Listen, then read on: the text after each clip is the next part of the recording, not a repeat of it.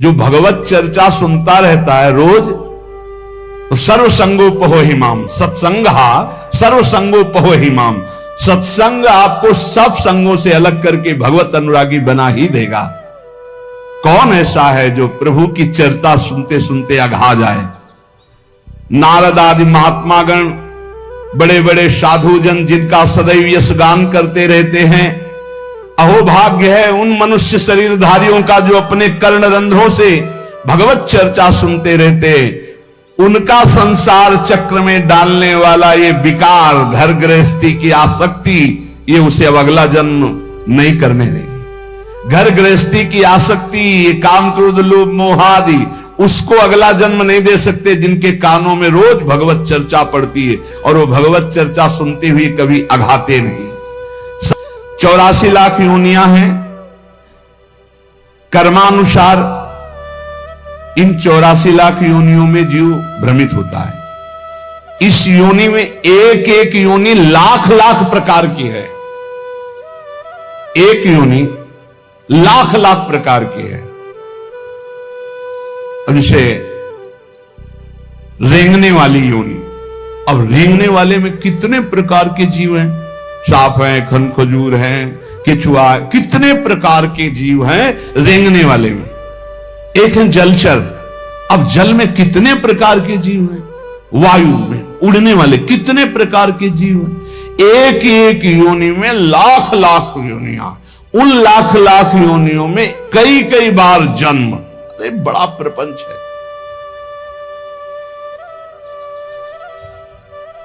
बड़ा दुर्गति है जीवों की।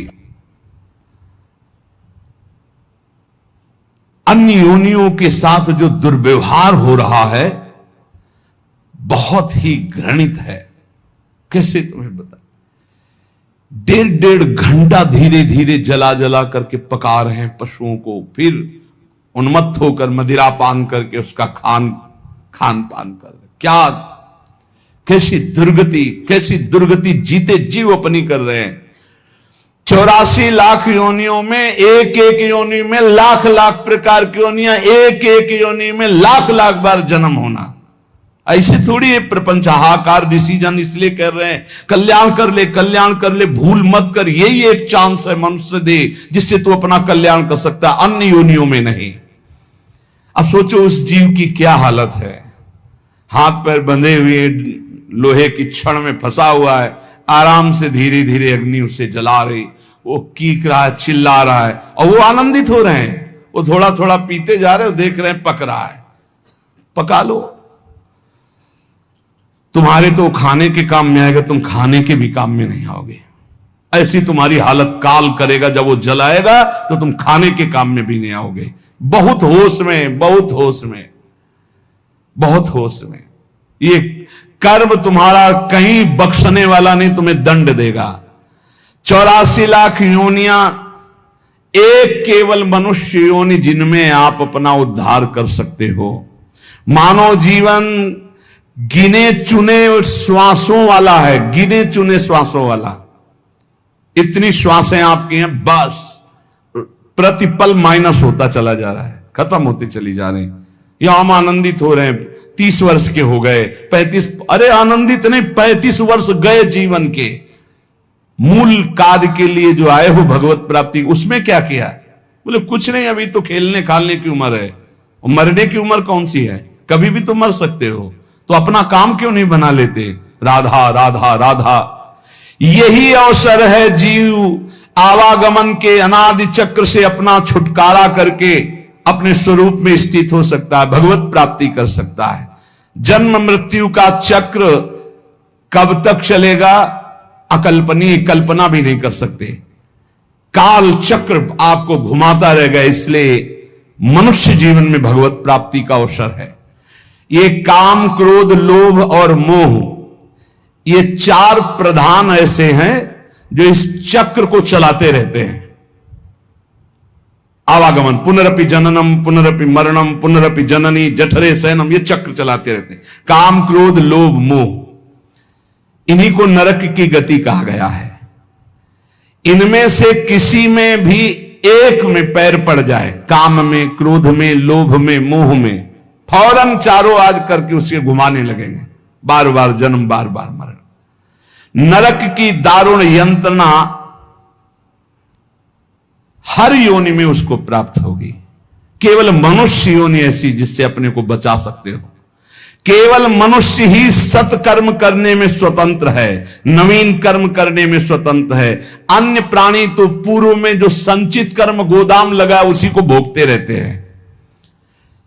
वो अशुभ कर्मों का नाश करते रहते हैं, भोग भोग करके। वो नवीन कर्मों का उपार्जन नहीं कर सकते। मनुष्य नवीन कर्म उपार्जन कर सकता है। मनुष्य कर्म करने में स्वतंत्र है। मनुष्य ही है जो अपने कर्म संस्कारों को भस्म कर सकता है, दूसरा कोई योनि नहीं। अब उसे सोचना है कि जो आपके गंदे कर्म जमा हैं उसमें और प्लस करना है या आग लगाना है पूरी गोदाम को। स्वतंत्र हो आप।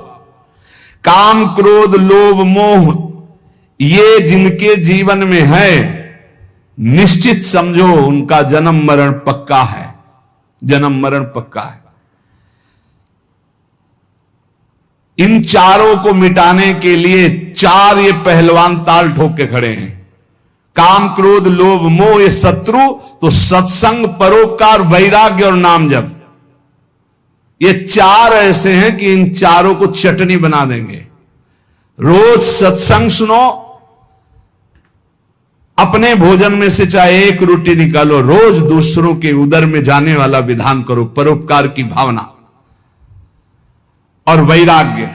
जननी जनक बंद सुत दारा, तन धन धाम सुहृद परिवारा, सबकी ममता ताग बटोरी, मम पद मन बांध बरडोरी। छोड़ दो भगवान के भरोसे में और अपने कर्तव्य का पालन करो। ज्यादा चिंता मत करो, चिंतन करो प्रभु का, वो सब संभाल लेंगे। अनंत ब्रह्मांड संभाल रहे हैं। तुम्हारे परिवार में तो 2 4 6 लोग ही होंगे। वैराग्य सब भगवान का है, भगवान देखेंगे। जो जैसा कर्म करेगा वैसा भोगेगा। राधा राधा राधा। और अपने कर्तव्य का पालन, जिसके प्रति जो संबंध है ईमानदारी से आप करो, लेकिन राग मत करो। और नाम जप, सत्संग, परोपकार, वैराग्य और नाम जप, इसके द्वारा इस चक्र का नाश कर दो। काम, क्रोध, लोभ, मोह इनकी मिटिया मेट करने के लिए सामर्थ्य है ये सत्संग, परोपकार, वैराग्य और भजन। अब भगवत धाम और नरक ये दो हैं। चयन करो तुम्हें कहां जाना है। अगर काम, क्रोध, लोभ, मोह तो त्रिविधम नरकस्येदम द्वारम नाशन मात्मना कामा क्रोधा तथा लोभा। और यदि सत्संग, परोपकार, वैराग्य, भजन तो भगवत धाम। ये 2 गतियां हैं। उपासक देख लो, अगर भगवत धाम जाना है तो इन 4 बातों को छोड़ना होगा। काम, क्रोध, लोभ, मोह, 4 बातों को पकड़ना होगा। रोज सत्संग, रोज परोपकार और सबसे अंदर से वैराग्य और खूब नाम जप। इसी के द्वारा भगवत प्राप्ति होती है।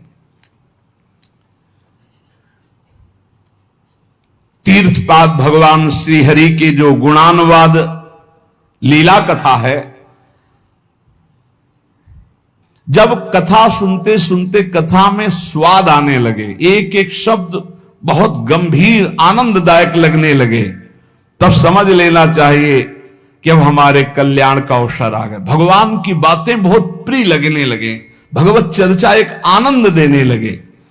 समस्त विषयों से वैराग्य उसी का होता है जो रोज सत्संग सुनता है।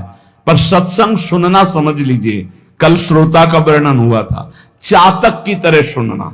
हमारा जीवन है सत्संग, उसका मनन करना, उसको आचरण में उतरना, कि सुने बस चले गए।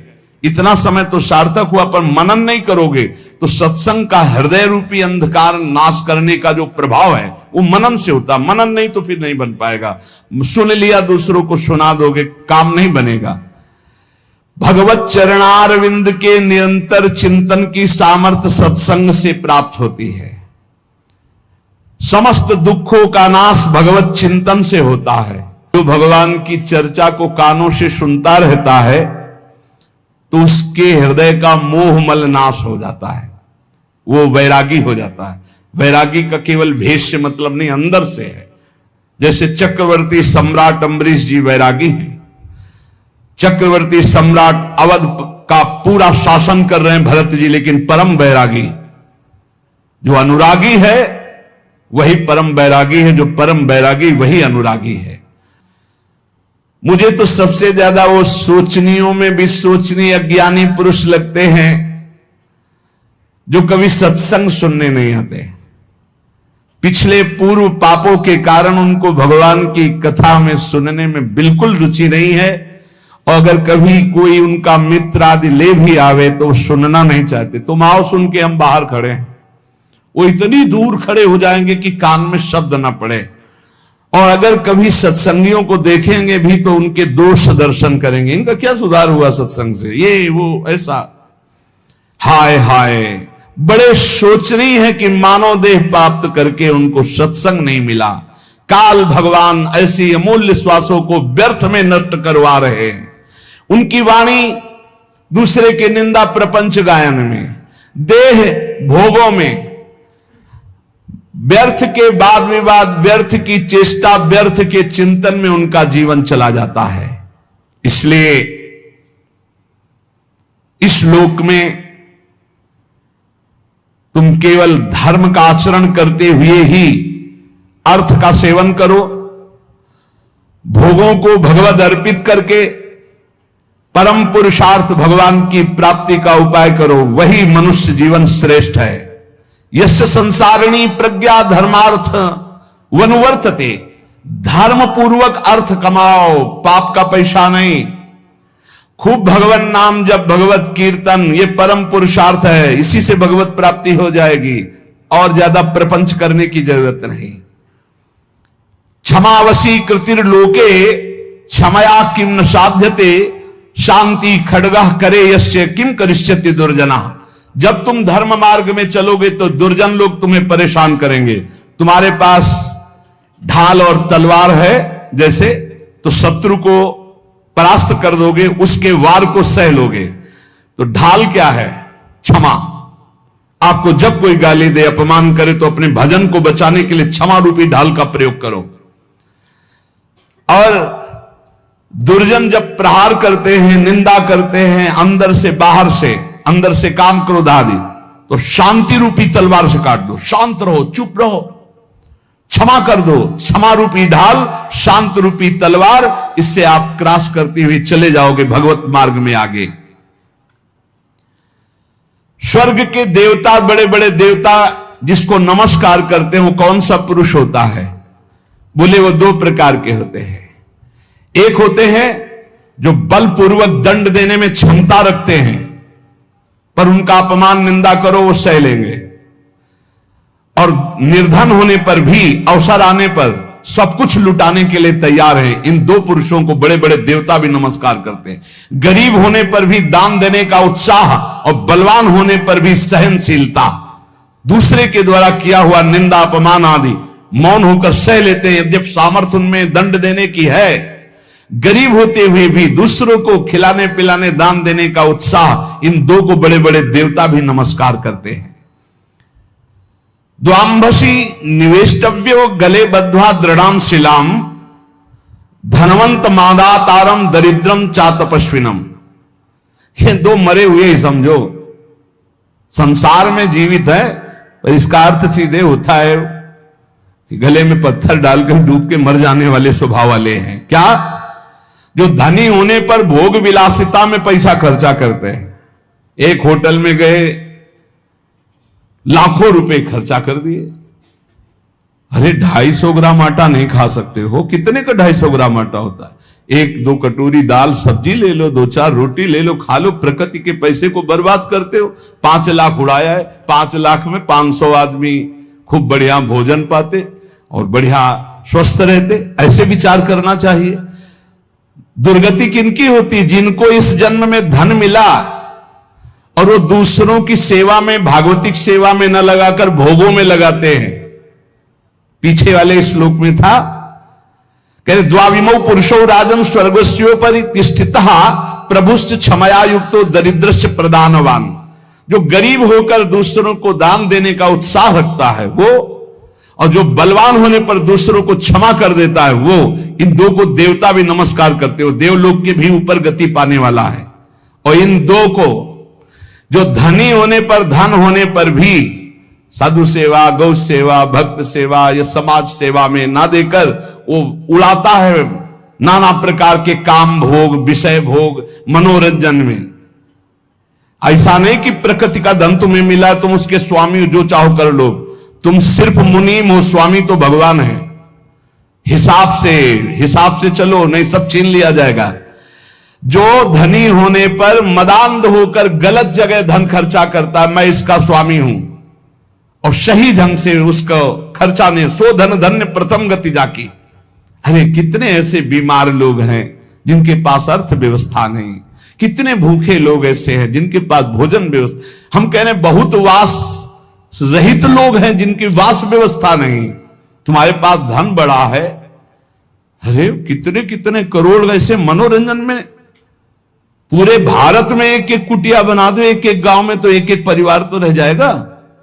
धन का सदुपयोग है दूसरों के सुख में लगाना, अपने मनोरंजन में लगाना नहीं। अपनी आन बान शान किसमें है? भगवान प्रसन्न हो जाए, इसमें नहीं है कि संसार जान जाए कि हमने इसके लिए इतना पैसा खर्चा किया।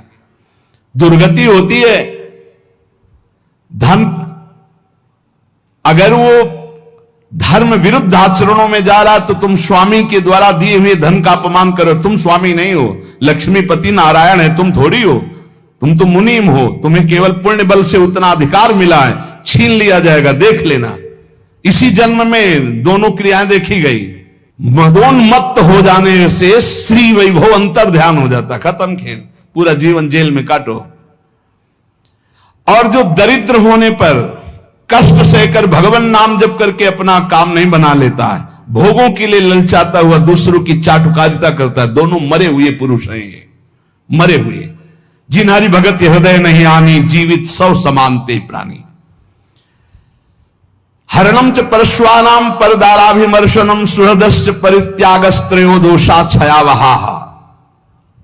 महान धर्मावतार भगवान के परम प्रेमी विदुर जी, ये जो दूसरे को फुसला कर या जबरदस्ती या किसी भी प्रभाव से दूसरे की संपत्ति का अपहरण करते हैं, या मित्र की पत्नी या व्यवहार बनाकर या प्रलोभन करके दूसरे की स्त्री के साथ सहवास करते हैं, और जो अपने मित्र के साथ दगाबाजी, धोखाबाजी, सुहृदों का परित्याग करते हैं, इनको निश्चित दुर्गति प्राप्त होती है।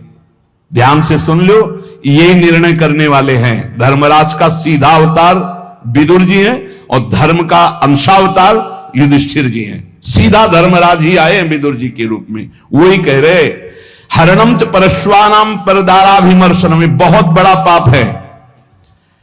अपनी भागवतिक पद्धति से स्वीकार की हुई अर्धांगिनी के सिवा किसी माता बहन की, वो तुम्हारी दुर्गति कर देगा, या अपने पति के सिवा किसी और, वो तुम्हारी दुर्गति कर देगा। परदाराभिमर्शनम, आयु क्षीण हो जाती है, श्री क्षीण हो जाती है। आपको लगता है, कहते हैं कुछ लोग ऐसा कहते हैं कि आप जो जो वर्णन करते हो सब उसमें बड़े मौज से है। तुमको बताया है आखिरी इच्छा पूर्ति की जाती मरने वाले की। इनकी आखिरी इच्छा है तुम अजर अमर तो हो नहीं तो देख लेना इनकी क्या गति होगी। भैया 2-4 बार डकैती से सफल हो गया तो लाखों रुपया उड़ा रहा, तुम कह रहे हो बड़े मौज में। और जिस दिन पकड़ा जाएगा ना, और फिर जब दंड उसको मिलेगा, तब आप देखने नहीं जाओगे कि उसको क्या क्या दंड मिलता है। ऐसे ही जब यमपुरी में जीव जाता है यहां से कर्म करके, तो शास्त्रों में पढ़ो, तुम्हें शास्त्रों तक पहुंच नहीं और विश्वास नहीं तो तुम मानते नहीं हो कि नरक है। जो दूसरे का धन अपहरण करता है, दूसरे की स्त्री का संसर्ग करता है, मित्र बना करके, व्यवहार बना करके पराई स्त्री के साथ सहवास करता है या पराय पुरुष से सहवास करता है, जो अपने सुहृद मित्र को धोखा देता है, परित्याग करता है, ये सब नरक जाने वाले पाप हैं। भक्तम च भजमानम च तवास्मीति च वादिनम त्रिनेतात शरणम प्राप्तान विस्मेपि न संत्यजे। जो तुम्हारा भक्त हो, तुम्हारी सेवा में रहा हो और एक बार हृदय से कह दिया कि मैं आपकी शरण में हूं, ऐसे 3 प्रकार के मनुष्यों के संकट आने पर पूर्ण रूप से सहयोग करना चाहिए। गृहस्थ में अपने कुटुंब में जो सबसे बूढ़ा हो उसको सबसे पहले भोजन देना चाहिए, धर्म का आदेश है। यहां बहू और लड़का कॉफी और समोसा और चाय छान रहे हैं और बूढ़े टुकुर टुकुर हेर रहे हैं। अगर कुछ कहें भी तो डांट देंगे, तुम्हें घरे में तो रहना है, बना लेना चाय पी लेना, हमें ऑफिस जाना है। और ज्यादा बात किए तो 2-4 थप्पड़ मार दिए मां के, पिता के। कुटुंब में सबसे पहले भोजन का अधिकार किनको है? गरम गरम भोजन बना के पहले वयोवृद्ध, फिर दूसरा अधिकार बच्चे, फिर तीसरा अधिकार अपने जो आए हुए जन हैं, जो घर के जन हैं। बनाने वाला सबसे बात के, ये नहीं कि बनाने वाला पहले चक छान के फिर जो मनाया सो परोस दिया। ये वो रसोई में कभी कमी नहीं हो सकती जो ऐसी रसोई होगी। एक अन्नपूर्णा जी का कृपा प्रसाद होता है उस रसोई में। रसोई में कभी भोजन पाया ना जाए, रसोई कभी झूठी ना हो, बाहरी कोई रसोई देख ना पावे, रसोई पर्दे में रहे और पवाते रहो। आप देखो अन्नपूर्णा कैसे आप पर कृपा करती है। लेकिन यहां तो ऐसे दलित दुराए की हद है। वो उतार के रखा, धुआं निकला, मुंह में डाल के खा रहे हैं, वही खा रहे हैं, परोसा। ना भगवान से मतलब, ना भगत से मतलब है, ना बूढ़ों से मतलब है, ना। ऐसी दलिद्रता छाई हुई है रसेंद्री जनेन्द्री की, पूछो मत। ध्यान से सुने, इसीलिए महापुरुषों के वचन सुना रहे। आज से जो सुन रहे हैं, भोजन में सबसे पहला अधिकार रसोई में वयोवृद्ध का है। हम कह रहे ठाकुर जी को भोग लगा दिखा के उनको पवाओ, पहले बच्चों को पवाओ, जो और अपने जन उनको। रसोई करता वो सबसे बात के, जो घर का स्वामी बनने का अधिकार रखते हैं, उनको सबसे बात के पाना चाहिए, पहले सबको पवा देना। मुखिया मुख सो चाहिए, खान पान सो एक भी ऐसा कोई भोजन का पदार्थ ना हो जो किसी को न दिया गया हो। छुपाव नहीं होना चाहिए। रसोई में जो बने सबको, पंगत में जो परोसा जाए सबको, नहीं परोसा ही ना जाए। ध्यान रखना, नहीं इससे अपराध लगता है। 20 को कुछ और, 30 को कुछ और, 50 को कुछ और, ऐसा एक। मुखिया मुख सो चाहिए, खान पान सो एक। घर में जो चीज बनाओ वो सबको बराबर दो। ऐसा नहीं होना चाहिए कि आप अपने लिए कुछ अलग, उनके लिए कुछ अलग। जब अपनी मोह वृत्ति होती है, सत्संग का ज्ञान नहीं होता तो अलग अलग होता है, बहुत विचित्र होता है, बड़ा अपराध बनता है। दूसरा, अपने संबंध में जो संकट में पड़ा हो तो बिना बुलाए अपने आप जाकर उसका सहयोग करना चाहिए। तीसरा, यदि अपनी बहन संतानहीन हो, व्यवस्था ना हो और वो अपने पास रहना चाहे तो आदर के साथ पूरे जीवन उसको रखना चाहिए। भगवान धर्म स्वरूप विदुर जी कह रहे, अगर गृहस्थी में रहकर ये 4 आचरण संभाल ले जो अभी बोले गए और नाम जप करे तो भगवान की प्राप्ति निश्चित है। बड़े बूढ़ों को भोजन में सबसे पहला अधिकार है। बड़े बूढ़े भगवान साक्षात, मातृ देवो भव, पितृ देवो भव।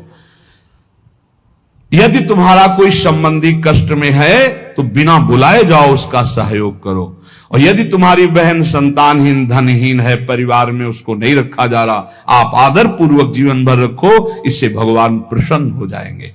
इन महान पुरुषों के वचनों का बार बार मनन करो और अपने आचरण में उतारो। कभी तुम्हारा कोई पुण्य दान आदि बन जाए तो ये तुम्हारा अहंकार अंदर से उठेगा कि उसका वर्णन करूं, मत करना, वो तुम्हारे बहुत काम आएगा आगे चल करके। कभी किसी को पानी पिला दिया हो, कभी किसी को भोजन पवा दिया हो, कभी कोई दान पुण्य कर दिया हो, मौन रहना, पूछने पर भी मत बताना। कोई पूछे वृंदावन गए थे, कुछ तो खवाया पिया होगा संतों को, मत बोलो अरे हमारे को खाने को नहीं, हम दूसरे को क्या खवा देंगे, हम ही को भगवान पवा रहे हैं। ऐसे अपने पुण्य को छुपाओ। और अगर कोई संत महापुरुषों का